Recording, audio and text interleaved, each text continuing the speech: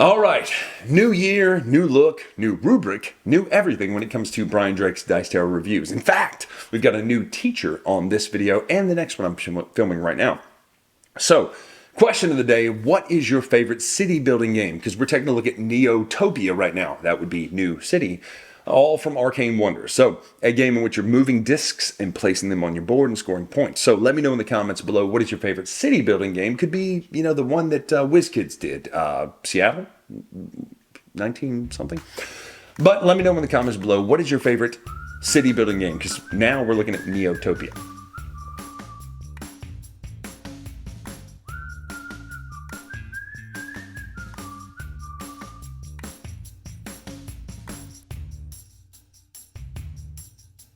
All right, before we get going in the review, don't forget to get your Space Dice Tower shirt right now. These are the 2024 shirts, and we're available right now on the merch store with those.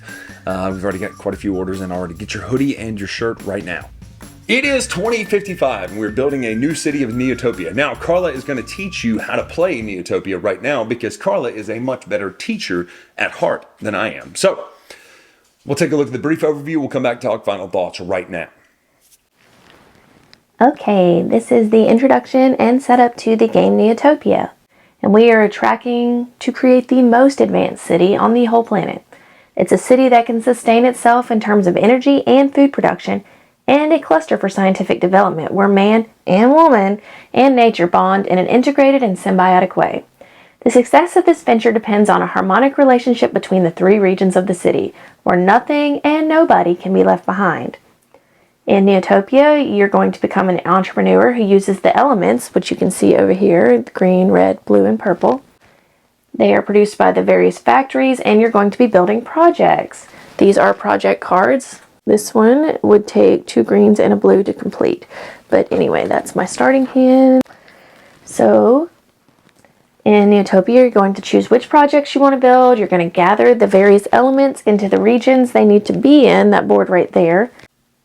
Then you're going to earn points for each successful project, which this is a project right here.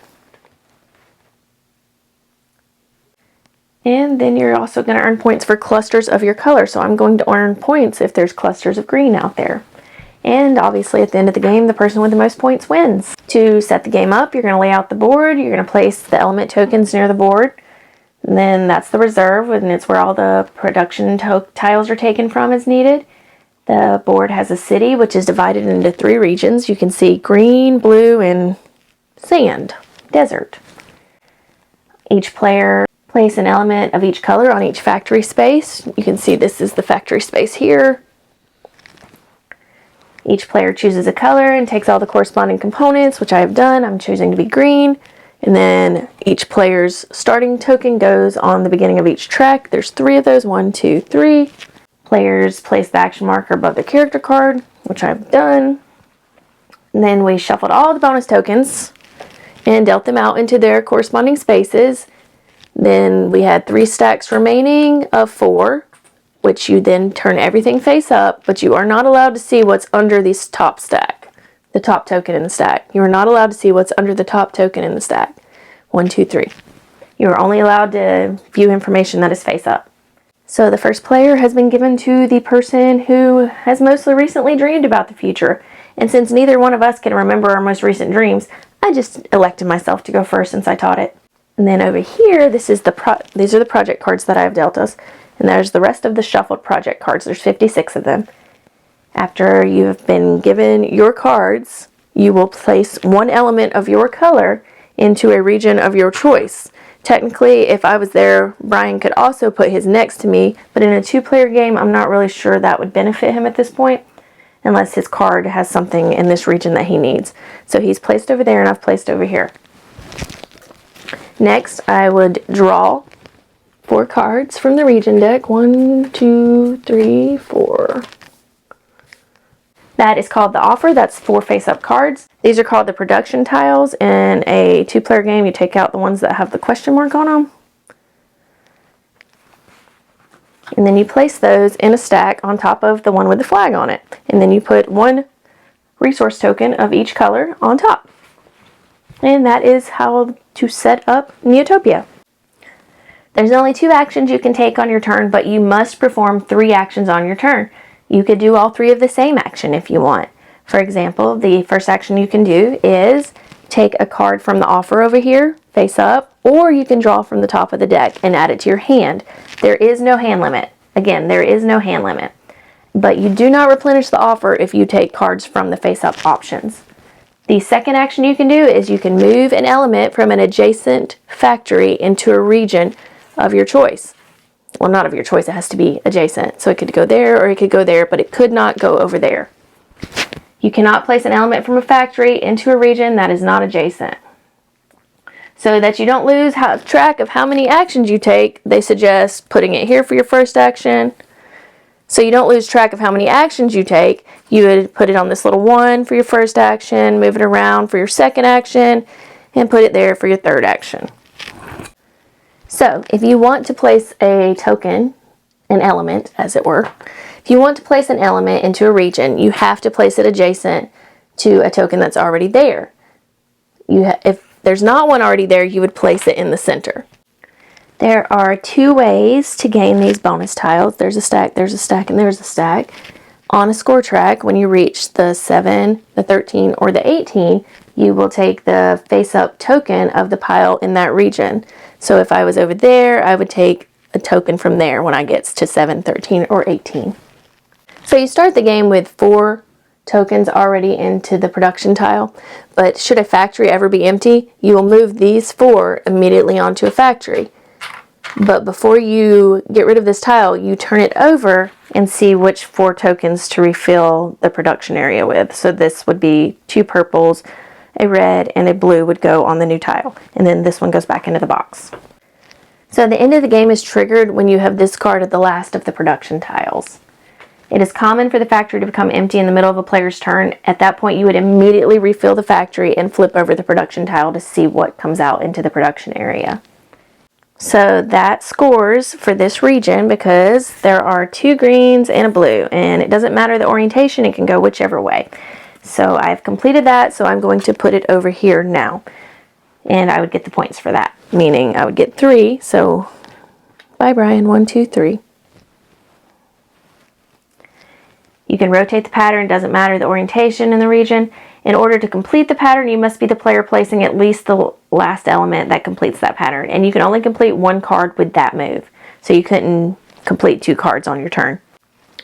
Something important to note is you cannot build the same project type if it was the last card built in that region. So if this green card was the last thing built in that region, I would have to build a different type of card.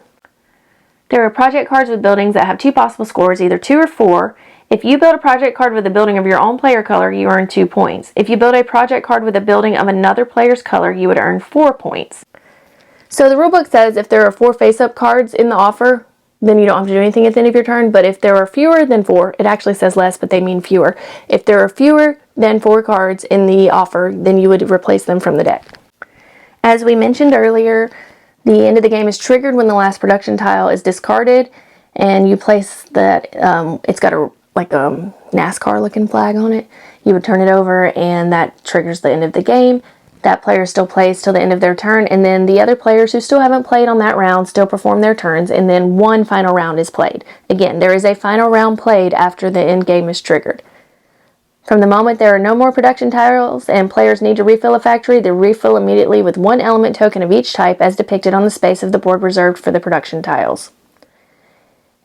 If there is a limit to the element tokens, in the rare case that a certain type of tokens are not available in the reserve, you do not replace with another. You just don't put that type of token in. Alright, final scoring. Before calculating the final score of each region, each player will gain a point for each element token of their color on the biggest cluster of those elements in each region.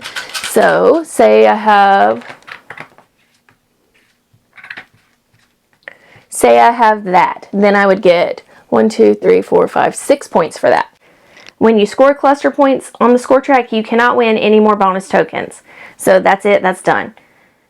Because that's in-game. In each region, players calculate their final scores. So this is the score pad, and this is how scoring works. You know, I just talked about, first of all, you score based on your largest cluster of your color tokens.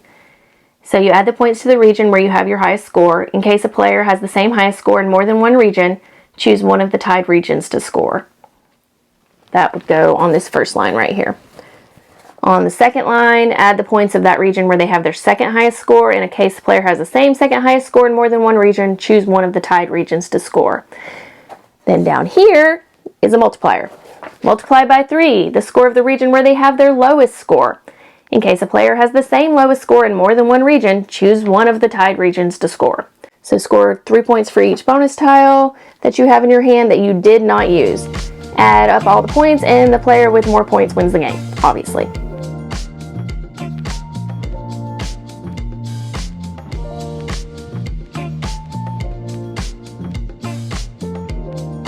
All right, so as we are moving forward into the new year, we're going to break down my new rubric. Now, it used to we do art direction, and gameplay, but I feel like that's not enough. So today, and going forward, we're taking a look at concept, board layout, mechanics, art direction, gameplay, and rulebook. Now, all of these will be accumulated together to give me a final score. And ironically, for this game, the score that I felt the game should be also matched up to the math. So I love that. Means that I'm not crazy completely. So, number one, concept. I give this a 6. Now, here's why. I don't love futuristic cities, right? I don't love this concept of like, we're going to put everybody into a 12-foot long line like a neon, right? It's just one of those things, it freaks me out a little bit at my core. So, as a game concept, building a new city to force people and jam people into based on certain mechanics that a designer comes up with, not my favorite thing. However, the game pulls it off pretty well. So this gets a 6 for me. The concept is a 6 because, here's the other thing. This could be literally anything else. It could be Rome. It could be Greece. It could be the Abbasids. It could be any other empire, and you're building a city, and it could be any other time. It does not matter that it's futuristic based on how the game plays. Now, board layout, love this. Love it. I think it's an 8.5 for me.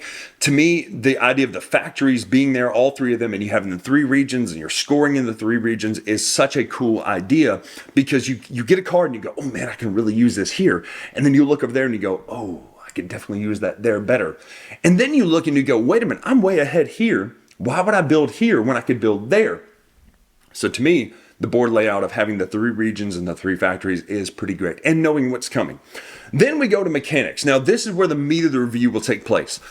I love the fact that there are only 2 actions you can do on your turn, but you get 3 of them. Now, that seems like it's kind of a trite thing, but this mechanics for me gets an 8. I love how you can pull things from this factory and put them into these 2 regions, or this factory and put them in these 2 regions. I think that is such a smart design decision that really makes the game pop, because you could have a card in hand that would work best for that region, but the disc isn't there yet. So you hold on to the card, and then when the disc comes up, because you know what's coming, you go, okay, boom, taking that as my first action.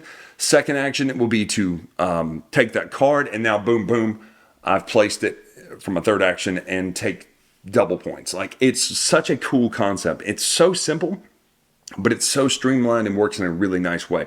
Now, art design, I think, is a 10, because here's why. There are not many symbols. There are exactly 4 symbols because of the bonus tokens, and that is all the art design you need to know. You need to know what those 4 symbols do, and then you can play the game. You do not have to know, okay, wait a minute, what does the green hand mean? Or what does the arrow pointing this way but not pointing this way mean? Like, all of that is so laid out. Now, gameplay, like I said, is also an 8. The rule book, though, I will say, this is where I'm going to hit it the hardest, is actually concept would be a 6, this would be a 7. The rule book is a 7 only because it is not made clear as it should be, how you final score. Because your final scoring is your total level in those areas, the 3 regions, but you bump up based on certain groupings. Now, you might read that and go, well, I guess I only scored these. And I'm not alone in this. Multiple people have read this and been like, well, I don't really understand how you final score. So to hit it for the final scoring, it should be explicit in how you score for the final scoring, because that is what matters. That's all that matters. Now, all of these aggregated adds up to an 8, which is what I would have given the game based on my feelings. So an 8 or 7.9, but it's an 8. So Neotopia is a great game. It looks good on the table. It feels good, those nice discs. and then it just feels good to play. Like the actions you're doing make sense. So, Neotopia, Arcane Wonders, I'm Brian Drake here on the Dice Tower. Make sure to follow us on Twitter, Instagram, etc. at Dice Tower Brian. Until next time, we'll see you.